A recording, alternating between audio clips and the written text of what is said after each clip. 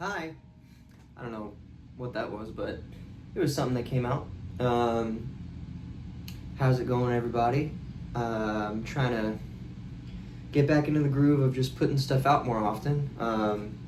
Been rearranging my little music room here, and it just feels nice and cozy. And yeah, slowly but surely, one step at a time. I wanted to jump on here to talk about this lovely guitar and how it came into my possession and how it changed my mind on what I thought about PRS.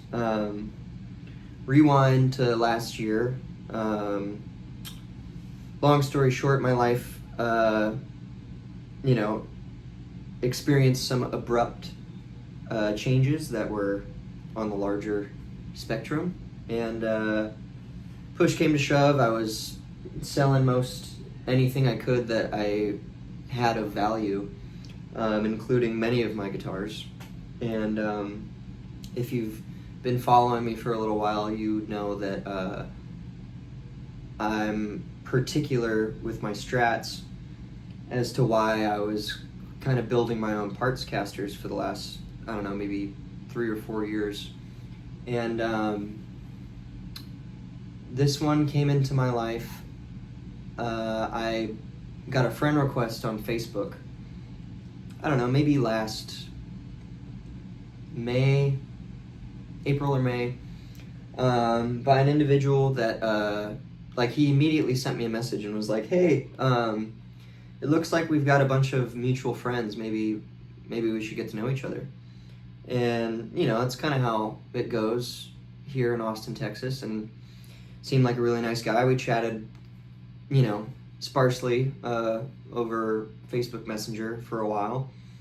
And fast forward a few months, maybe into September or October, the timing finally worked that we could meet and hang out for the first time. So he invited me to the Saxon pub to watch David Grissom, who I think that may have been my first time seeing his show. I mean, we all know David Grissom, and before he left town, he had the Tuesday happy hour residency at Saxon for I couldn't tell you how long. And we hang out. I sit at his table, we enjoy the show, some small banter here and there. And at the end of the show, before I leave, he goes, hey, by the way, I got something for you in my car. Why don't you come check it out? And it's this Silver Sky. I was really taken back. I mean, I think the day prior or 2 days prior, I had just sold my number one, which was my thin line hardtail Strat that I built. Nothing was wrong with that guitar. I was just kind of ready to part ways with it for a number of reasons, including just needing the dough. I still had my shell pink Strat at the time, so I was like, okay, I can get by with this one, because as time has gone on, I've definitely just become associated with pink guitars, so I was like, okay, I'll keep this one. And yeah, it was just the most surreal experience for me to receive a gift like that,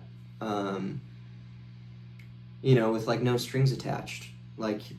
This guy isn't the kind of person that wanted anything from me.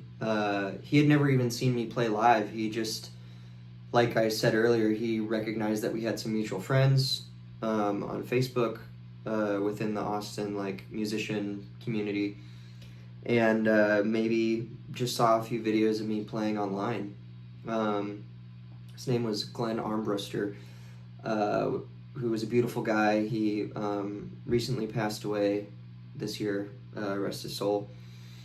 And this really just changed my mind about what I thought about this guitar. I had maybe tried one out a few times, in various like music shops. I don't even think I ever tried a US one. I think any of the ones I picked up were like SE models. And like you go into a guitar store and you never know how often they're getting like checked out. So they just didn't feel good.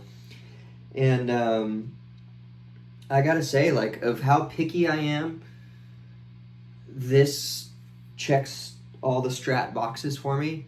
I've done nothing to modify it, with the exception of just changing the saddles, because I have very acidic sweat, so the original ones just rusted between then and now, so I don't know, roughly 6-8 months maybe. Yeah, the only thing I will say, and I mean, it doesn't bug me on the playability. I'm not familiar with playing with like vintage sized frets.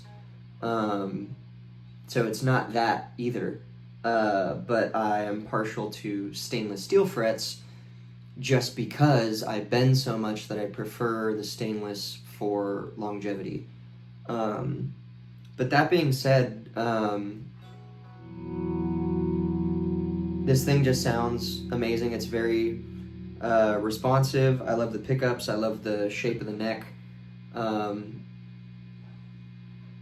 It's slightly smaller than the ones I'm used to, because I would always play the Warmoth like 59 roundback neck profile. And this is the only guitar I own now. This has just been, I've been beating it to death. Taking it all over the country, playing it all over town, all over Texas. It stays in tune. I hardly ever break strings, mainly because I found the formula to avoid that. I have to change strings after every 2 shows. Again, just because my hands are, my sweat is so acidic that they just get real crusty and brittle. And I play hard.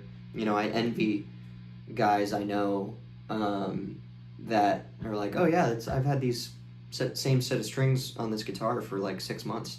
I cannot do that. I've tried everything, and I've landed on the 12 to 52 GH boomers, because I am sponsored by GHS. Thank you guys, love you.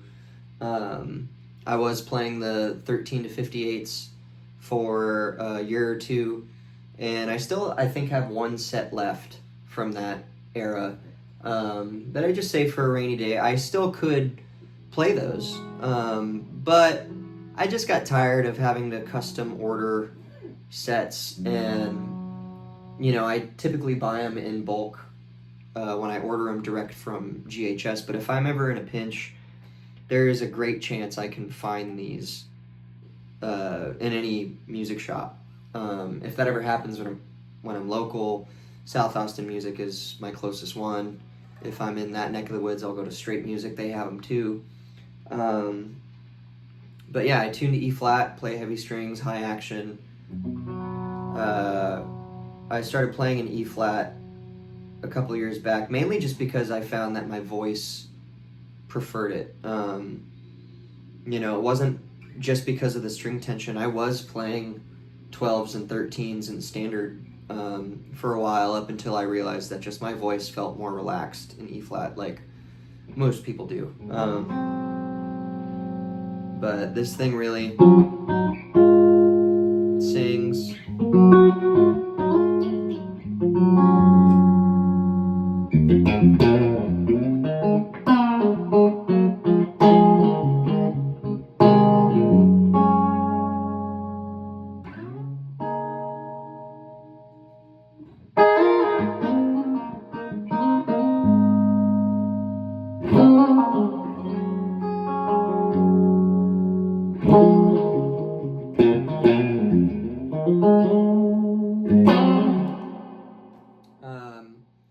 Plugged into the Roadhouse, of course, the 5E3, Journeyman.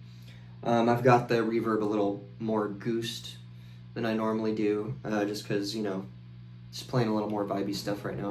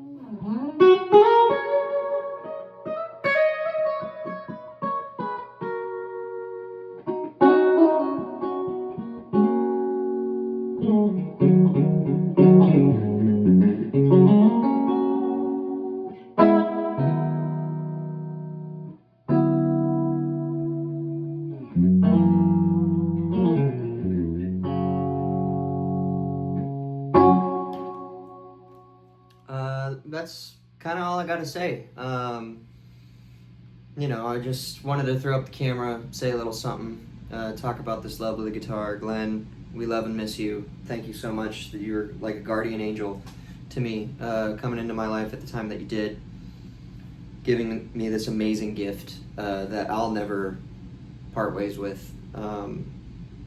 If you've been on the fence about what you think about Silver Skies, give them a try. They're pretty rad. I think that's all I got for you guys, all right?